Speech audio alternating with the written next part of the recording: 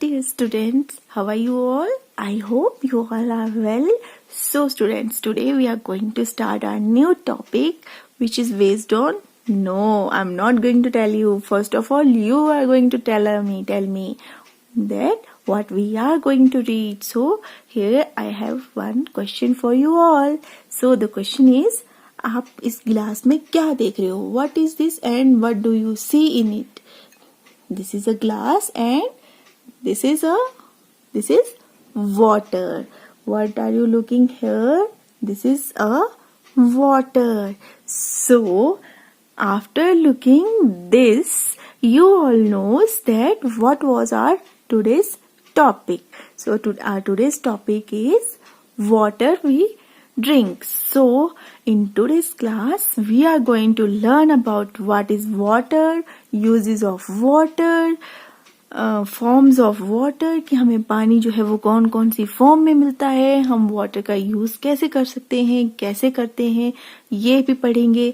और हम पढ़ेंगे सोर्सेज ऑफ वाटर कि पानी के सोर्सेज क्या क्या हैं, हम पानी कहाँ कहाँ से कौन कौन से सोर्सेज से ले सकते हैं. और है वाटर साइकिल के बारे में पढ़ेंगे कि वाटर साइकिल की प्रोसेस क्या है, कैसे कैसे वाटर साइकिल जो है वो चलता है.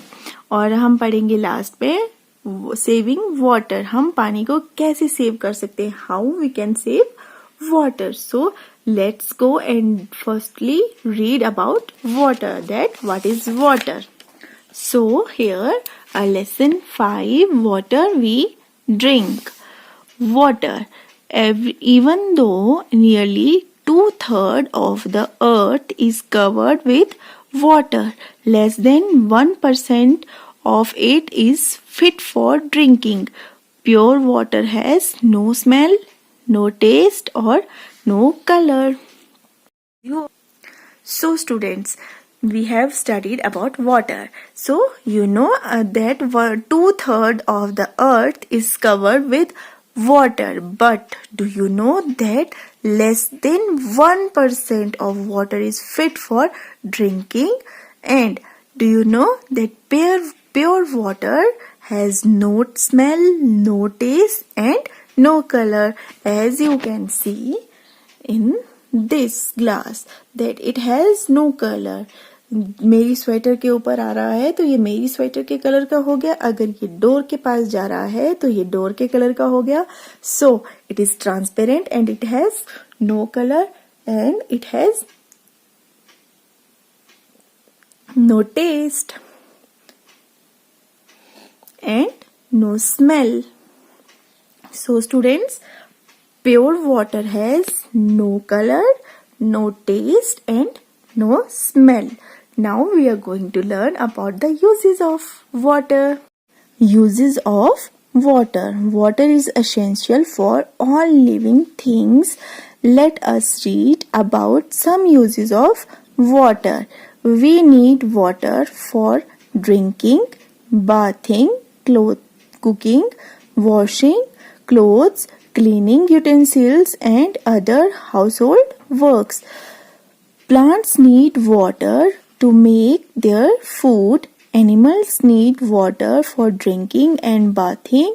Water is needed in factories and offices.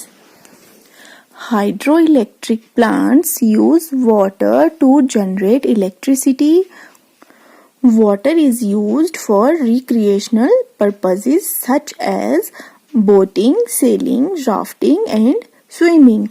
Water is used for transportation. Boats, steamers and ships sail on water from one place to another. Many types of marine animals live in water. You have studied about the uses of water. Do you all know that water is essential for all the living things? Either it's a human being or the animals or the plants, all need water to live.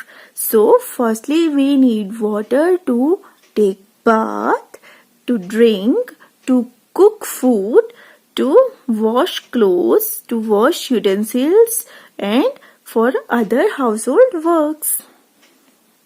Plants need water to cook their food. As you all know that plants prepare food in the presence of sunlight with the help of water. So plants को जो है वो अपना खाना बनाने के लिए भी water की help चाहिए होती है.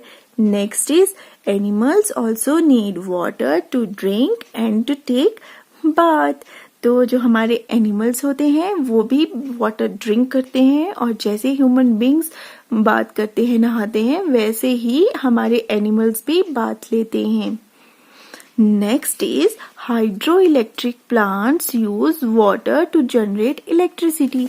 जो हमारी हाइड्रो इलेक्ट्रिक पावर है, जो हमारी हाइड्रो इलेक्ट्रिक प्लांट्स हैं वो भी, hydro means water, hydrogen plus oxygen makes water. So hydro electric plants जो हमारे होते हैं जो बिजली जनरेट करते हैं वो भी पानी से ही बिजली जनरेट करते हैं. So they also need water to generate electricity. Next is water is used for recreational purpose such as boating, sailing, rafting and swimming. तो वाटर जो है वो हमारे मनोरंजन का भी एक सोर्स है. इसकी हेल्प से जो है वो हम स्विमिंग कर सकते हैं, राफ्टिंग कर सकते हैं, सेलिंग कर सकते हैं, बोटिंग कर सकते हैं. Okay, so water is used for recreational purpose. मनोरंजन के लिए भी हम वाटर का यूज करते हैं. Next is water is used for transportation. Boats, steamers, ships sail on water for from one place to another. तो जो हमारा ट्रांसपोर्टेशन है, 3 मीन्स ऑफ ट्रांसपोर्टेशन है, लैंड, एयर एंड वाटर. तो जो हमारा वाटर ट्रांसपोर्टेशन है उसके लिए भी हमें वाटर की ही नीड होती है. तो और हम बोट्स, शिप्स और स्टीमर्स यूज करते हैं एक जगह से दूसरी जगह जाने के लिए. Many types of marine animals live in water. तो जैसे कि आपकी फिश है, ऑक्टोपस है, क्रोकोडाइल है, फिर हमारे टर्टल्स हो गए और भी हमारे जो जेब्रास हैं, सी हॉर्सेस हैं, उनके लिए भी जो है वो हमारा वाटर यूज होता है. उनको जिंदा रहने के लिए जो है वो वाटर का यूज होता है. So now we are going to study about forms of water. So students, firstly I will tell you that water, we can find water in 3 forms. First is air form, second is solid form and the third one is liquid form. So number 1 is gas form. So water vapours, जब हम पानी को boil करते हैं, उबालते हैं, तो कभी देखना कि उसमें से जो धुआं जो निकल रहा होता है वो, जैसे कि आप एक एक्सपेरिमेंट करना, आप अपने घर पे 1 गिलास पानी एक पैन में डाल के गरम करना और देखना कि कुछ टाइम बाद जब उस पानी में बबल्स आने शुरू हो जाएंगी तो आप देखोगे कि उस पैन के वाटर में से जो है वो धुआं भी बाहर आने लगता है. अगर आप उस पानी के धुएं को रोकोगे तो आप वहां पर एक ढक्कन रख दोगे. तो अगर आप उस ढक्कन को रखते हैं तो आप देखोगे कि उस ढक्कन पे जो है वो पानी की हल्की हल्की बूंदें हैं. वैसे तो धुआं था, पर जब आपने ढक्कन रख दिया तो वो एक ठंडे सरफेस के साथ कनेक्शन में आकर के वो वाटर ड्रॉप्स बन गई. तो पहले वो गैस फॉर्म में था, जब आपने उसको ढक्कन रख दिया, कवर कर दिया, वो एक कोल्ड टेम्परेचर के साथ मिल गया तो वहां पर हल्की हल्की ड्रॉप्स बन गई, तो वो बन गया हमारा लिक्विड फॉर्म. तो वो बन गया हमारा वाटर. ओके, और नंबर 3 है हमारा आइस. तो आप सब अपने फ्रीजर में ही देख सकते हैं या स्नो जब पड़ती है तब भी देख सकते हैं कि जो स्नो होती है या जो आइस क्यूब्स होते हैं वो भी वाटर का ही फॉर्म होता है. आप अपने फ्रिज में जो है कटोरी में पानी रखोगे तो अगली सुबह जब आप देखोगे तो वो उसमें जो है वो पानी जम जाता है. दैट मीन्स कि वो वाटर की सॉलिड फॉर्म है, ice. Okay, now let's read. Forms of water. Water existed in 3 forms. Solid में क्या है हमारा? Yes, ice, liquid and gas vapour. Gas में क्या आया? Water vapours. At normal temperature, water remains in liquid form and is tasteless, colorless and odorless. So जब हमारा water जो है वो नॉर्मल टेम्परेचर पे होता है तो वो क्या कौन सी फॉर्म में होता है? तब वो होता है लिक्विड फॉर्म में. कौन सी फॉर्म में होता है? लिक्विड फॉर्म में. And it has no taste. It is tasteless, colourless and odorless means उसके ना कोई टेस्ट होता है, ना कोई कलर होता है और ना ही उससे कोई गंध आती है, ना ही उससे कोई स्मेल आती है. Ice is frozen water. तो आइस जो है मैंने आपको बताया कि आप रात को एक कटोरी में पानी रख दो और सुबह देखोगे कि वो आइस बन गया है, वो जम गया है. तो वाटर की फ्रोजन फॉर्म क्या है? आइस है. तो आइस कौन सी फॉर्म में होता है? सॉलिड फॉर्म में होता है. When water is heated, it changes into water vapor. So here मैंने आपको बताया कि आप एक बर्तन में जो है वो पानी गर्म करने के लिए रखते हो. तो ये देखो जब पानी गर्म होनी शुरू हो जाता है तो उसमें से जो धुआं निकलता है वो क्या होता है? वो होता है वाटर वेपर. और यही वाटर वेपर जो है कौन सी फॉर्म में है? अभी गैस फॉर्म में है. और मैंने बोला कि अगर आप उस पर ढक्कन लगा देते हो तो ऊपर जो है देखो ये बूंदे बूंदे जैसी बनी हुई हैं, ऐसी बन जाती हैं. Observe a glass filled with boiling water, you will see water vapours rising. तो आप जो है एक एक्सपेरिमेंट घर पे कर सकते हैं. सभी बच्चे ट्राई करेंगे कि एक ग्लास में जो है वो उबलता हुआ पानी लेंगे और उसके ऊपर क्या करेंगे? जब उसमें से धुआं आ रहा होगा, on the other hand if you place your hand over a hot cup, या आप उसके ऊपर अपना हाथ रख दो ग्लास के ऊपर, गर्म पानी के गिलास के ऊपर आप अपने हाथ का ढक्कन दे दो, या जो चाय का कप होता है, गर्म चाय होती है, उसके कप के ऊपर आप अपना हाथ रख दोगे, तब आपको क्या दिखेगा अपने हाथ पे? आप देखोगे ऐसी छोटी छोटी बूंदें आपके हाथ पे भी बनी होंगी. सो on the other hand, if you place your hand over a hot cup of tea, you have small drops of water on your palm. Water vapor changes into water on cooling. तो मैंने जैसे आपको बताया कि अगर आप उबलते हुए पानी के ऊपर ढक्कन रख देते हो तो ये ऐसी छोटी छोटी बूंदें बनती हैं. तो ये कोल्ड फॉर्म में था. तो जब आपकी ये जो वाटर वेपर्स हैं ये कोल्ड सरफेस के साथ टकराती हैं तो क्या होता है?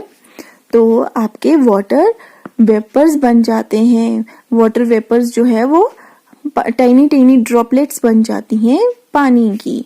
Okay. Water around us, rain, drops of water that fall from the clouds in the sky. तो रेन जो है, रेन भी हमारे आसपास जो वाटर जो हमारे आसपास है उसका एक फॉर्म है. तो वो रेन कैसे होती है? रेन होती है जो आसमान में क्लाउड्स होते हैं उनमें से जो है वो छोटी छोटी वाटर ड्रॉपलेट्स जो नीचे गिरती हैं उसे रेन कहा जाता है. तो आपका क्वेश्चन बनता है what is rain? Drops of water that falls from the clouds in the sky. Next is cloud, a white or grey mass of very small droplets of water that floats in the sky. तो cloud क्या है? Cloud जो है वो white और grey colour का जो है, आपने देखा होगा आसमान में बादल, वो कौन से कलर का होता है? या तो वो व्हाइट का होता है या तो वो ग्रे कलर का होता है. तो उसमें क्या होता है? स्मॉल ड्रॉपलेट्स होती हैं पानी की और वो फ्लो करता रहता है आसमान में, स्काई में. आप देखते हो कि बादल चलते रहते हैं कभी यहाँ कभी वहां. ये देखो. Okay. Next is water vapour, a gaseous state of water when water boils. तो ये है गैसियस स्टेज. तो जब जो है पानी बॉयल होता है तो वो वाटर वेपर्स की फॉर्म में बाहर आता है. तो वाटर वेपर्स क्या हुए? A gaseous state of water when water boils. Ice, frozen form of water. तो ये जो आइस जो है वो वाटर की फ्रोजन फॉर्म है. नेक्स्ट हम पढ़ेंगे sources of water. Rain water, oceans, seas, rivers, lakes, ponds and springs are some natural sources of water. तो हमारे नेचुरल सोर्सेज क्या है वाटर के? Rain water, oceans, seas, rivers, lakes, ponds and springs are the some natural sources of water. Snow on mountain is also a source of water as it melts. तो जो snow होता है mountains के ऊपर वो भी एक सोर्स है वाटर का जब वो मेल्ट करता है. Down to form rivers during the summer season. तो जब गर्मियां आती हैं तो जो स्नो है माउंटेन्स पर वो मेल्ट करना शुरू कर देता है और रिवर्स की फॉर्म में बहना शुरू हो जाता है. Some rain water seeps down into the ground and stay as underground water. तो कुछ पानी जो है रेन वाटर जो है वो जमीन के अंदर चला जाता है और ग्राउंड वाटर की अंडरग्राउंड वाटर की फॉर्म में रहता है. Dams, tube wells, hand pumps, canals and taps are some human-made sources of water. So students, dams हो गए हमारे, ट्यूब बेल्स हो गए, हैंड पंप्स हो गए, कैनल्स हो गए या फिर हमारे टैप्स हो गए, ये सब जो है वो ह्यूमन मेड सोर्सेज हैं वाटर के. Next is water pipes and taps help in the supply of water in cities and town. तो अब जो है वो वाटर पाइप्स और टैप्स जो हैं वो हेल्प करते हैं वाटर की सप्लाई. सिटी में या टाउन्स में जो वाटर की सप्लाई जाती है वो सप्लाई करने में ये वाटर पाइप्स और टैप्स हेल्प करते हैं. Water undergoes various purification processes before it is supplied to us for use at home. So बच्चों अब जो है जब वाटर को जो है वो बहुत सी प्यूरिफिकेशन की प्रोसेस से गुजरना पड़ता है. हमारे घर पे सप्लाई होने से पहले, हमारे घर के नल में पानी आने से पहले वाटर को जो है वो बहुत ज़्यादा प्यूरिफाई किया जाता है. उसमें बहुत सी दवाइयाँ डाली जाती हैं, उसके जो बीमारियाँ पैदा करने वाले जो बैक्टीरिया वायरसेस हैं उनको निकाला जाता है. उसके बाद ही वो हमें सप्लाई किया जाता है. In villages people go get water from wells, hand pumps, tanks and natural water bodies. और गांव में जो है वो लोग कहाँ से पानी लेते हैं? गांव के लोग जो है या तो वो कुओं से, हैंड पंप से, टैंक से या फिर नेचुरल वाटर बॉडीज हो गई, हमारी लेक्स हो गई या फिर हमारे वाटरफॉल्स हो गए, वहां से पानी लेकर के आते हैं.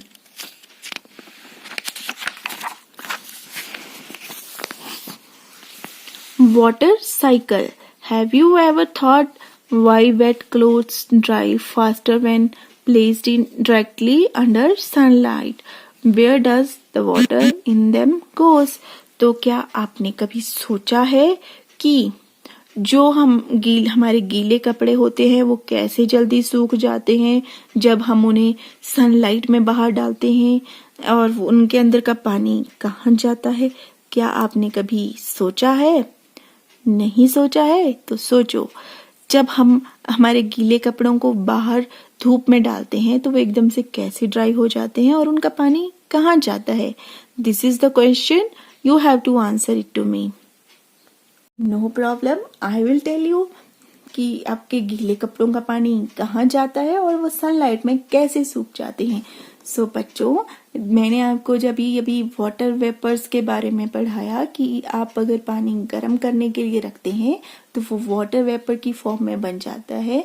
तो अगर आप अपने कपड़ों को गर्म सनलाइट में रखेंगे, डायरेक्ट सनलाइट में डालेंगे अपने गीले कपड़ों को, तो आपके गीले कपड़ों का पानी जो है वो वाटर वेपर की फॉर्म में सन की तरफ चला जाएगा, स्काई की तरफ चला जाएगा. जो आपके क्लाउड्स बनेंगे वो भी उन्हीं वाटर वेपर से बनते हैं. तो वाटर वेपर की फॉर्म में आपके गीले कपड़ों का पानी सोक कर लिया गया स्काई ने. तो अब आपको पता चल गया कि आपके गीले कपड़े सूख कैसे गए और वो कहाँ गया? जो उनके अंदर का पानी था, उनके अंदर का पानी वाटर वेपर बन के स्काई में चला गया और कपड़े ड्राई हो गए।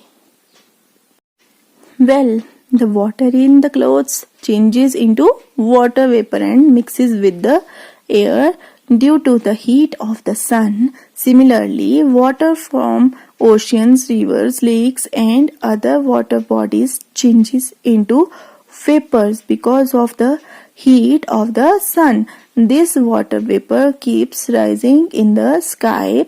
High in the sky, water vapor cools down and changes to water droplets. These water droplets combine and form cloud.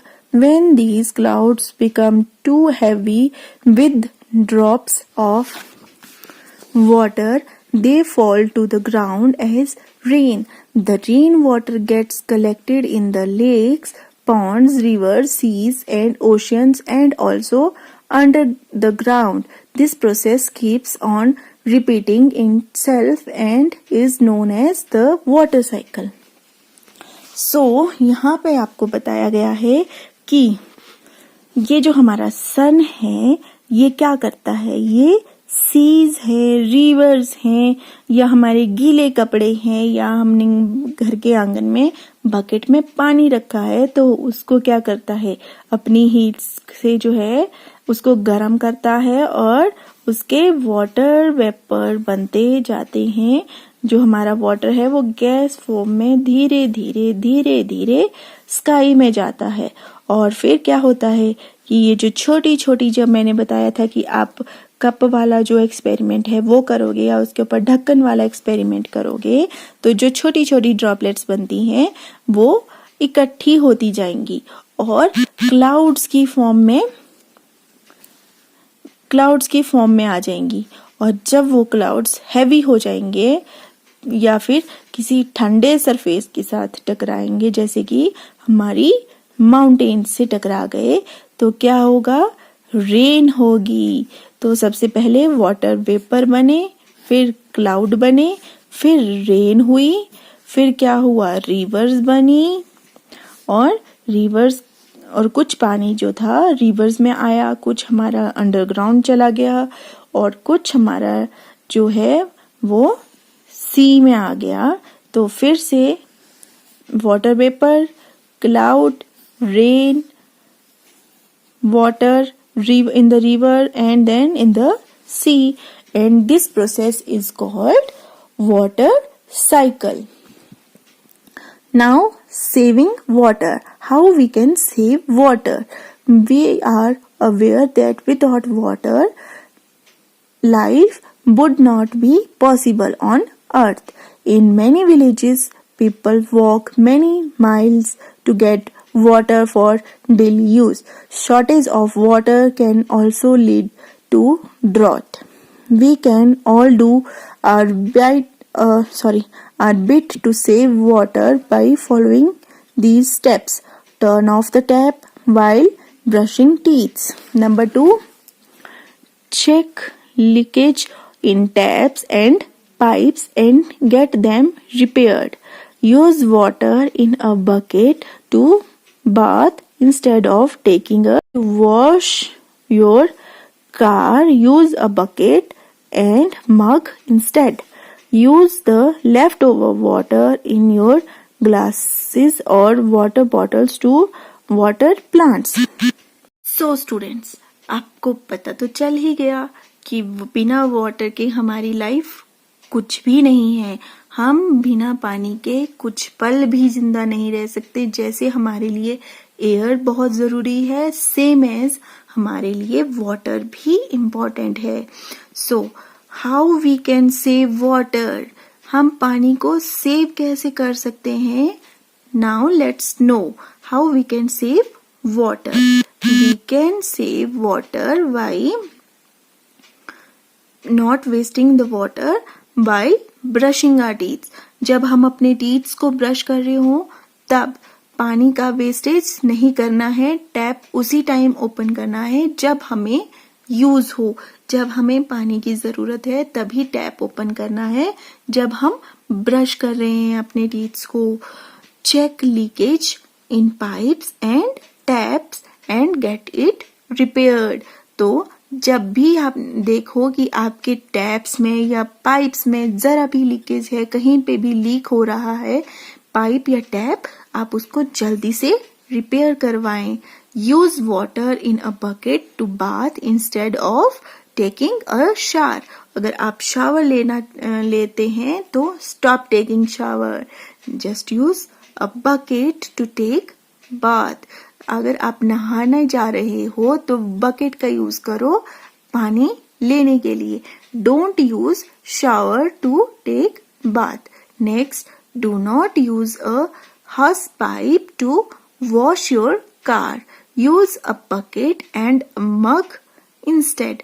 अगर आप अपनी कार को वॉश करने के लिए जा रहे हैं तो पाइप का यूज ना करें. Use buckets and mug to wash your car. अपनी कार को धोने के लिए बकेट में पानी लें और मग की हेल्प से धीरे धीरे पानी डाल करके अपनी कार को वॉश करें. पाइप्स का यूज ना करें. Next is use the left over water in your glass और water bottle to water plant. अगर आप पानी पीते हैं और आपके गिलास में कुछ क्वांटिटी में पानी रह जाता है, जैसे मैंने पानी पिया और मेरे गिलास में इतना पानी रह गया, अगर मैं ये नहीं पी सकती तो मैं इसे क्या करूंगी, मैं इसे प्लांट्स में डाल दूंगी, प्लांट्स को वाटर करने के लिए. जो आपके घर में प्लांट्स हैं, हम इस पानी की हेल्प से किसी एक प्लांट को पानी दे सकते हैं. And do you know students, people in many villages like Rajasthan and other villages, they goes miles and miles to bring water. वो अपने लिए बहुत दूर दूर जाते हैं पानी लाने के लिए. हमारी तरह उनके घरों में पानी नल के थ्रू नहीं आता है, वो पैदल चल के जाते हैं, बहुत से दूर दूर के गांव में जाते हैं पानी लेने के लिए. If we save 1 glass of water in a day, that was very helpful for those people. उनके लिए वो पानी, एक गिलास पानी, हमारा बचाया हुआ एक गिलास पानी उनके लिए कितना हेल्पफुल होगा. So save water and save earth. Have a good day. Bye.